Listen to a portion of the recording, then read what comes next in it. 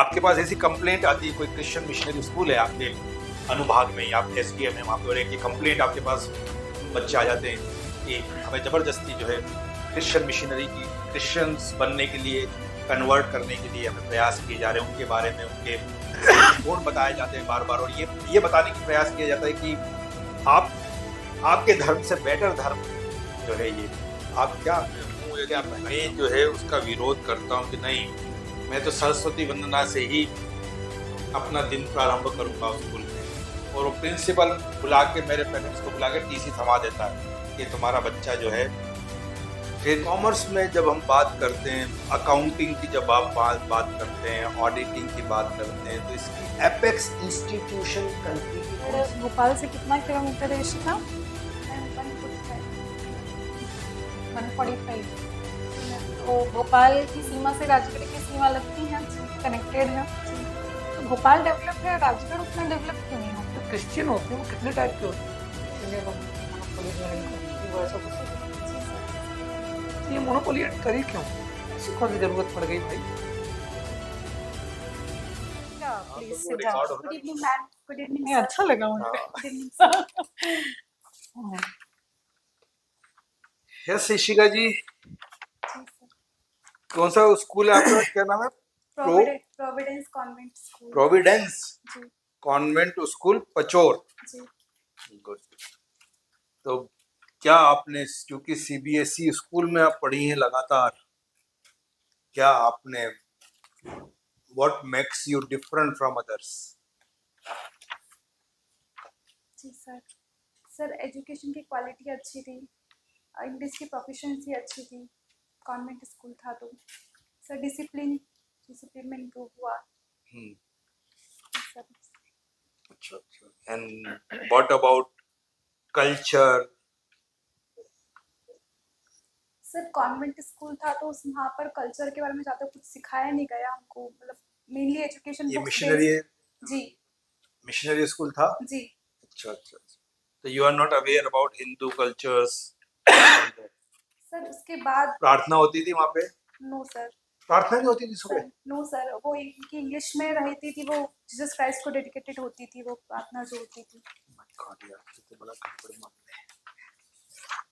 ठीक है, तो आप मतलब इन सब चीजों को कैसे देखती हैं? आपका नजरिया क्या देखने का? अब आप खुद ही बोल रही हैं कि वो सब चीजें जीसस क्राइस्ट को डिवोटेड होती थी, और भारत में मेजॉरिटीज आर हिंदूज, और आप एक ऐसे स्कूल में पढ़ी जहाँ पे ये चीज डोमिनेटली, ये दिस इज डोमिनेंस भाई, वो सिखाए, वो कोई उससे आपत्ति नहीं, बट उसी को सिखाए, दूसरी चीजों को नहीं सिखाए, this is dominance.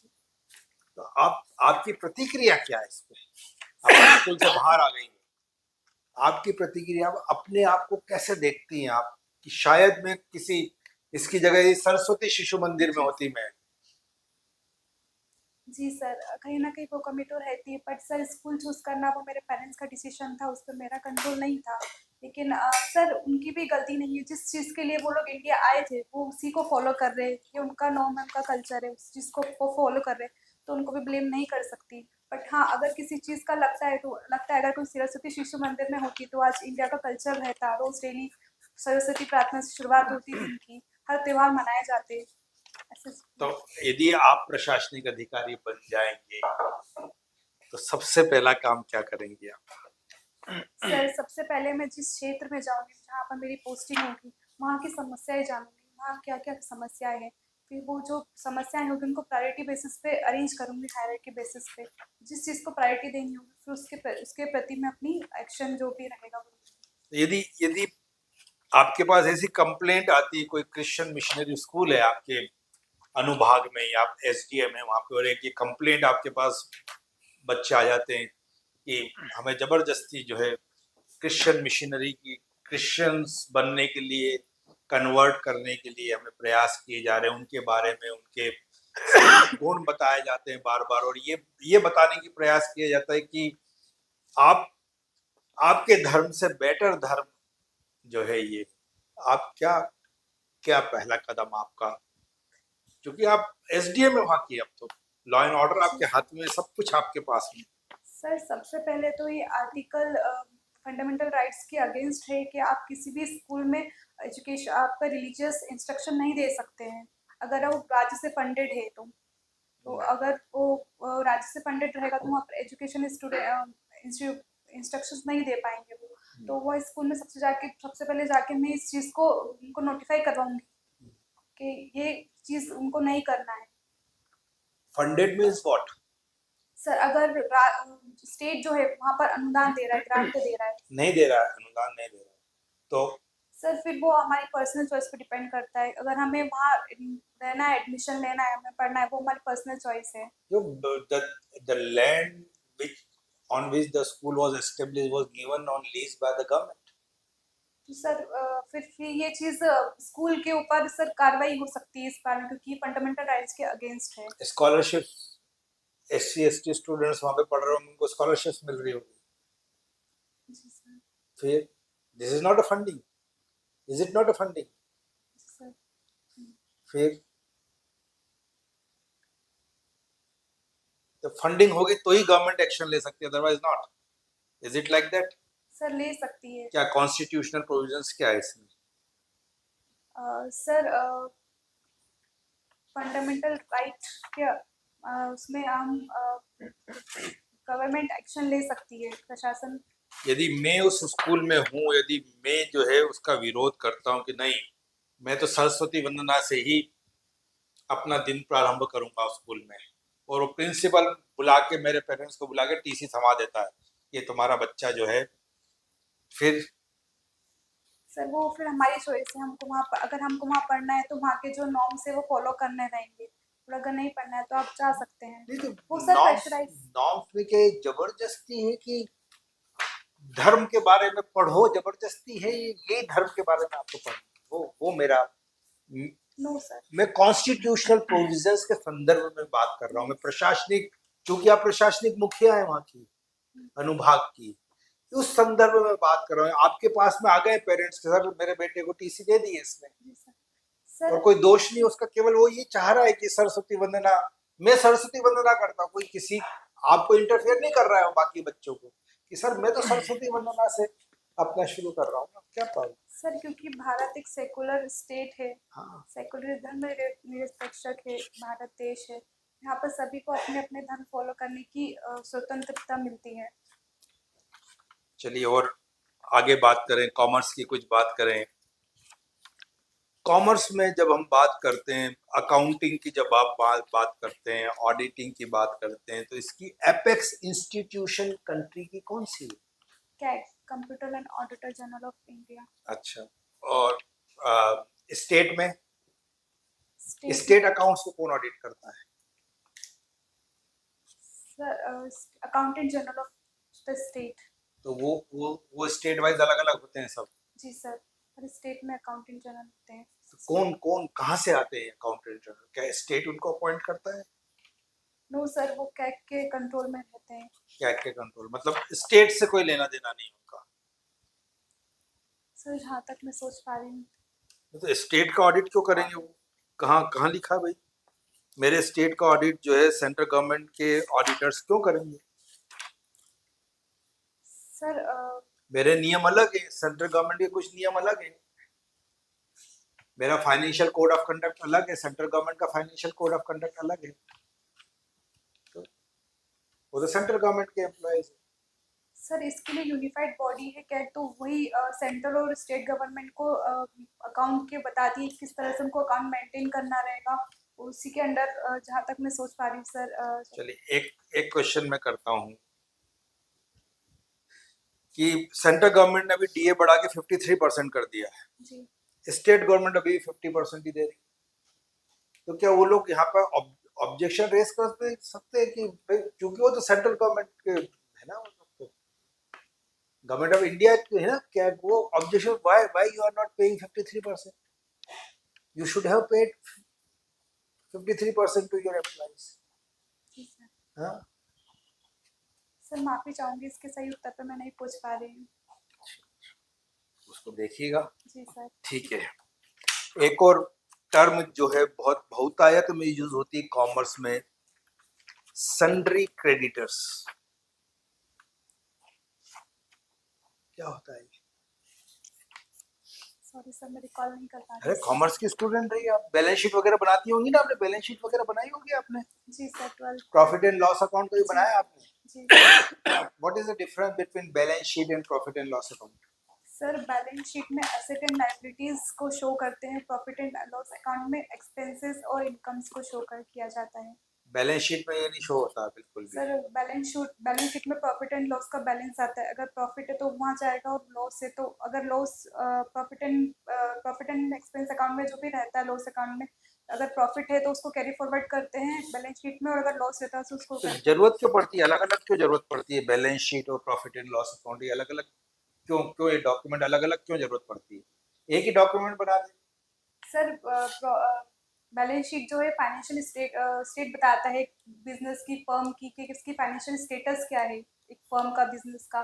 Profit and loss account जो है उसकी प्रॉफिट बताता है कि वो प्रॉफिट में है या लॉस में है वो बिजनेस। अच्छा, तो ये यदि यदि किसी कंपनी के रिकॉर्ड्स यदि ये बोल रहे हैं कि इस कंपनी को 2000 करोड़ रुपए का प्रॉफिट हुआ, तो क्या मान लिया जाए उसको वैसा का वैसा ही?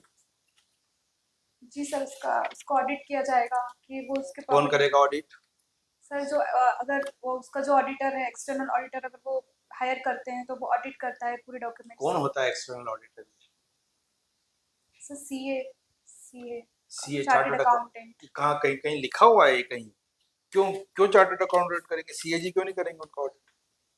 सर, सीएजी सभी अकाउंट को ऑडिट नहीं करता है, वो गवर्नमेंट जो रहते हैं, जैसे कंसोलिडेटेड फंड ऑफ स्टेट हो गया, कॉन्टेंजेंसी फंड हो गया स्टेट का, लोकल गवर्नमेंट्स का अगर परमिशन है तो ऑडिट करता है, प्राइवेट बॉडीज को क्या ऑडिट नहीं करता है, नहीं कर। इसलिए।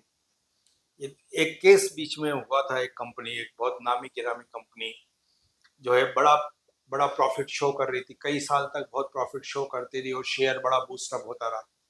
एकाएक ये मालूम पड़ा कि पिछले 8 साल की बैलेंस शीट जो है बहुत फेक बनी हुई थी, उसके रिकॉर्ड्स जो है, अकाउंट्स के रिकॉर्ड जो है बिल्कुल फेक थे। और तो ये क्या, सीए सीए मतलब ऐसा भी काम करते हैं क्या सीए? जी सर, हो सकता है। हाँ, जी सर, हो सकता है, फ्रॉड डॉक्यूमेंट्स कभी कभी बन जाते हैं, तो अगर आप उसको। सीए देखते नहीं है उसको बिल्कुल भी? सर, देखते हैं पर कहीं ना कहीं उनका भी फॉल्ट रहता है, वो लोग करप्शन कहीं ना कहीं रहता है, अपनी कंपनी को उसकी शेयर मार्केट वैल्यू को दिखाने के लिए वो लोग अपनी फाइनेंस बैलेंस शीट को अच्छा दिखाते हैं, ताकि उसकी मार्केट वैल्यू ना घटे, उसके शेयर्स नहीं घटे। एक लास्ट क्वेश्चन मेरा, सीएजी ने 2G स्कैम 3G स्कैम में बताया, सीएजी ने कोल स्कैम, एक बड़ा भारी कोल स्कैम बताया, तो ये क्या वाकई में, क्या ये वित्तीय अनियमितता, मतलब ये गवर्नमेंट एक्सचेकर को वाकई में लॉस हुआ था क्या? सीएजी ने पकड़ा है, एक बहुत बड़ा स्कैम पकड़ा सीएजी। सॉरी सर, ये इसके बड़ा, बारे में जानकारी हाँ नहीं बहुत है। बहुत न्यूज़पेपर में खूब आया गवर्नमेंट। सर, मैं इसके बारे में जाके घर में पढ़ूंगी। ठीक है, okay please. Okay, Ishika. What is the meaning of your name, Ishika? Ma'am, मेरे नाम का मतलब है भगवान की बेटी।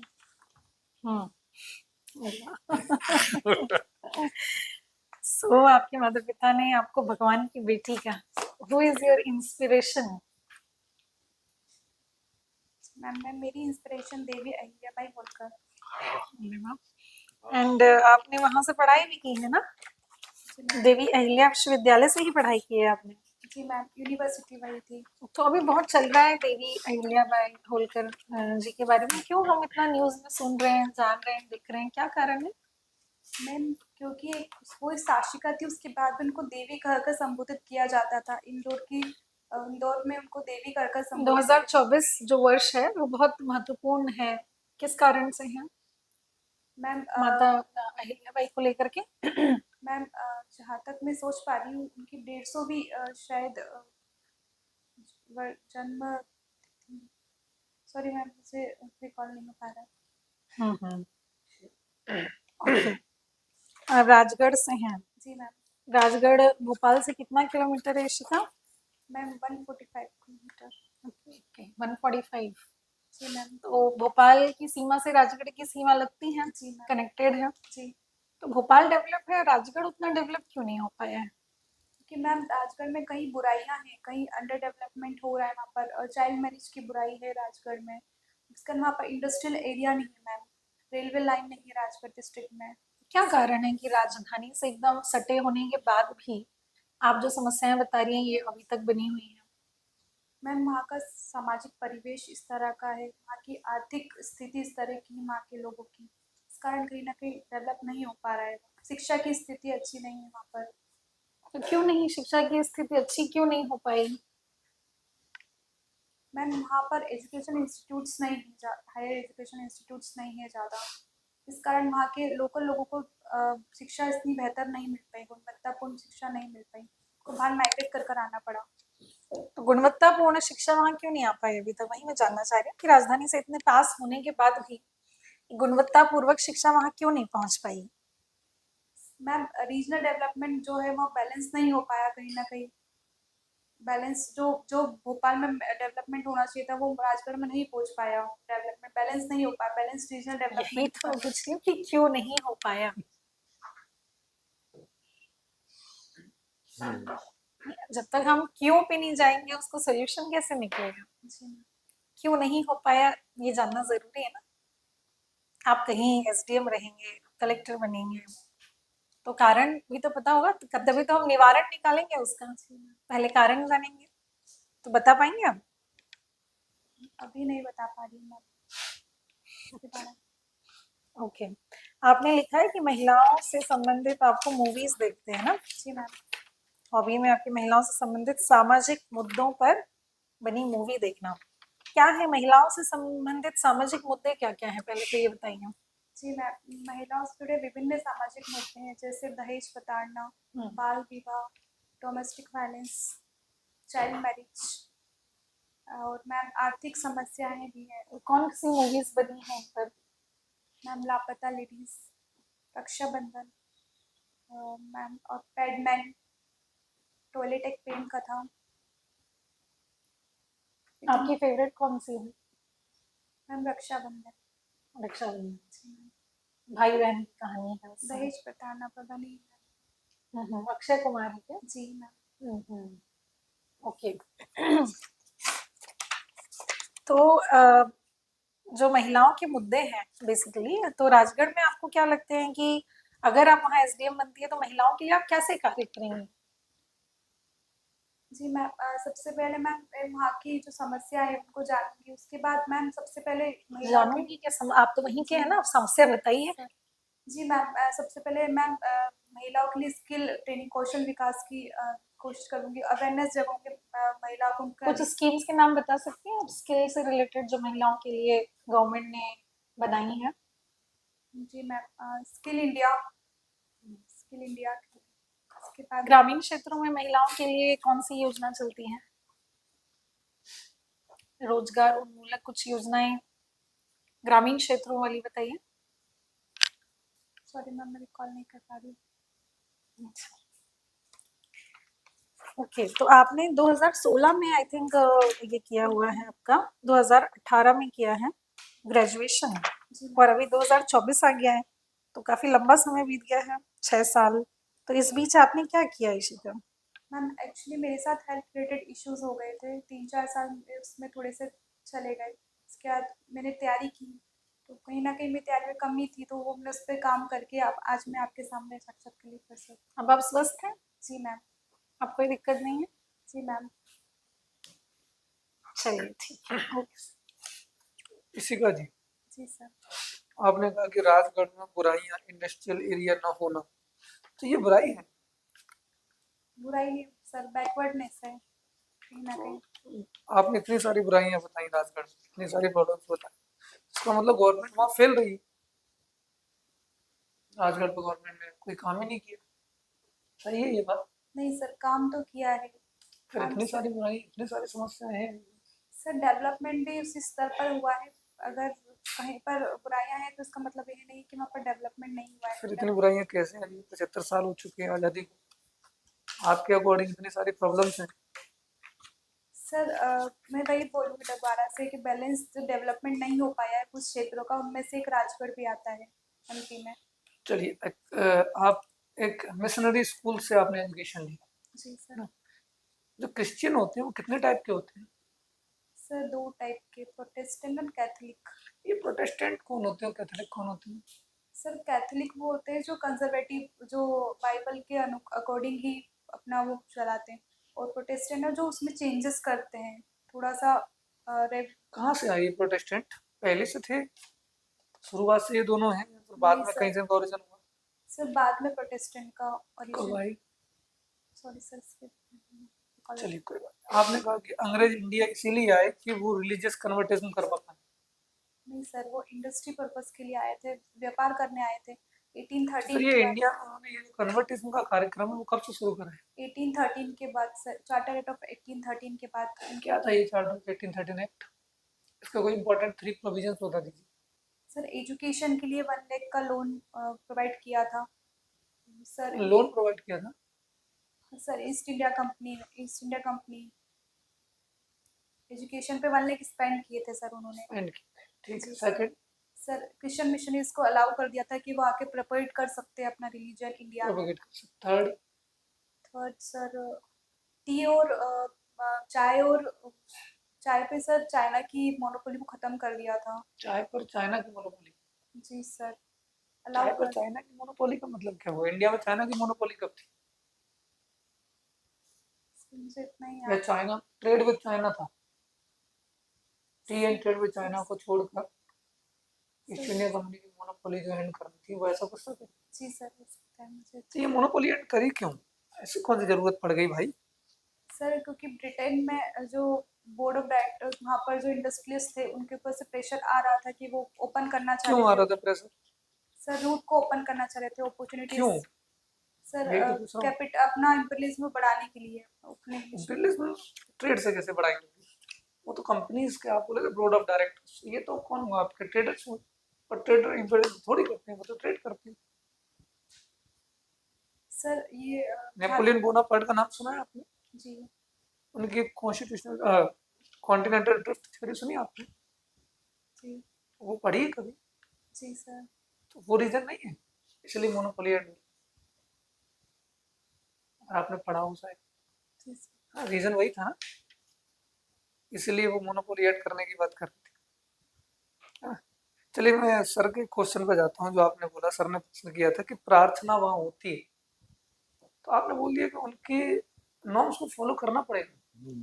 तो भाई ऐसे तो इंडिया में रहना मुश्किल हो जाएगा, कोई भी स्कूल कुछ भी नॉर्म्स निकालेगा, फॉलो करिए, अदरवाइज बाहर जाइए।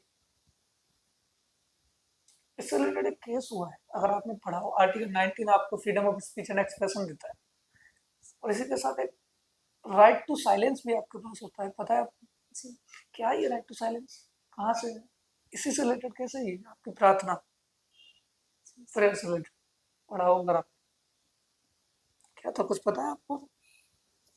सर मुझे केस का नहीं किस नहीं पता? तो फिर ये right freedom of silence, right to silence क्या होता है?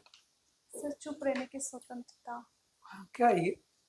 सर अगर आप, सर वही आपने जो बताया कि अगर आप किसी रिलीजियस में जाते हैं, अगर आप नहीं उसको फॉलो करना चाहते, तो ऐसा कंपलसरी नहीं है कि आप उसको फॉलो करें। आप चुप भी रह सकते हैं अपने आप, सो आप मौन धारण कर सकते हैं। फिर भी आपको स्कूल ने निकाल दिया?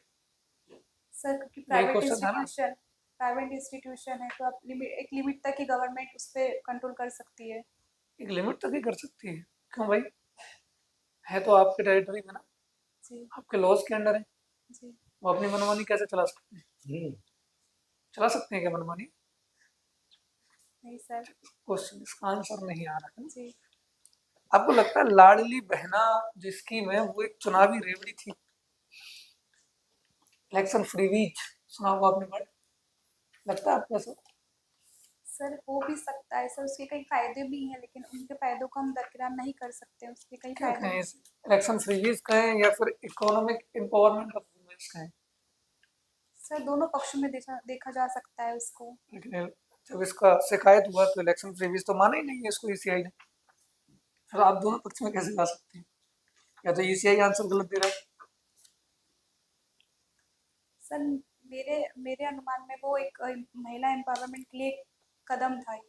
उससे फिर- कहीं ना कहीं बहुत फायदे हुए हैं महिला के लिए। 5 सालों में तो नहीं चलाई, इलेक्शन के टाइम पर ही चलाई, ऐसा क्यों? सर कहीं ना कहीं चुनावी फायदों के लिए। फिर तो इलेक्शन फ्री भी करो।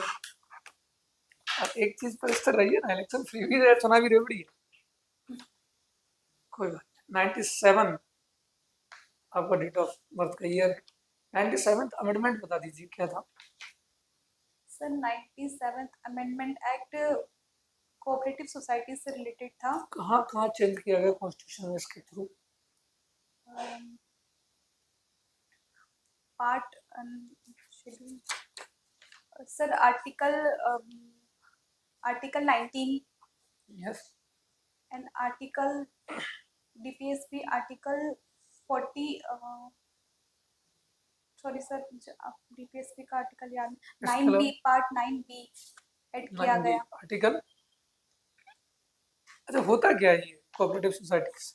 सर कोऑपरेटिव सोसाइटीज फॉर्म करना एक फंडामेंटल राइट बना दिया गया था। होता क्या है कोऑपरेटिव सोसाइटीज? सर राइट तो बना दिए, लेकिन है क्या ये? सर एसोसिएशन ऑफ पीपल रहता है वो, जो ऐसे तो बहुत सारे एसोसिएशन चल रहे हैं, एनजीओ चल रहे हैं, सीबीओ चल रहे हैं, सेल्फ हेल्प ग्रुप चल रहे हैं, इसमें ऐसे क्या खास जिसको फंडामेंटल राइट बना दिया? एनजीओ को नहीं बनाया, सीबीओ को नहीं बनाया। जानते हैं कॉर्पोरेट कमेटीज क्या होती है? नहीं मालूम? एनजीओ जानते हैं? जी सर वुमेन से रिलेटेड सेल्फ हेल्प ग्रुप्स जानते हैं जी क्या होता है?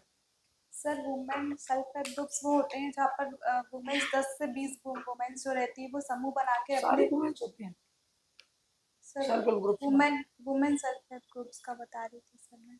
अच्छा, उसके लिए है क्या रूल के 10 से 20 वुमेन्स ही होंगी? सर अलग महिला से तो नहीं है वुमेन्स के लिए कोई रूल? मुझे तो नहीं लगता। सेल्फ हेल्प ग्रुप्स का जो रूल्स है वो तो सेम ही, एक ही रूल है। सर सेल्फ हेल्प ग्रुप्स में 10 से 12 लोग जो है वो आपस में समूह बनाकर अपने संसाधन इकट्ठे करते व्यक्ति संसाधन उसी का यूज करते हुए अपने सेल्फ एम्प्लॉयमेंट के लिए कम ब्याज दर में वो लोन प्रोवाइड करवाते हैं। ओके, मतलब उसमें 50% वुमेन्स होना जरूरी है, बस ये रूल है ना? चलो एक लास्ट क्वेश्चन बताओ, मूवीज देखते हैं आप, है ना? एक मूवी आई थी इसी से रिलेटेड, चांदनी बाग, सुनी आपने? सर सुनी है पर देखी नहीं। क्या सुना है उसके बारे में? सर मैं रिकॉल नहीं पा रही थी। अच्छा, इससे रिलेटेड एक मूवी और आई थी जिसमें इंडिया में डिवीजन जब हुआ था तो जो आपका सीमा रेखा का निर्धारण हुआ था उससे रिलेटेड भी एक मूवी बनी थी वुमेन्स की। उसमें शायद विद्या बालन मुख्य भूमिका में थी, रेडक्लिफ लाइन को लेके कुछ हुआ था। सर कल चलिए ठीक है, ओके। श्रेया जी, अपना इंटरव्यू खत्म कर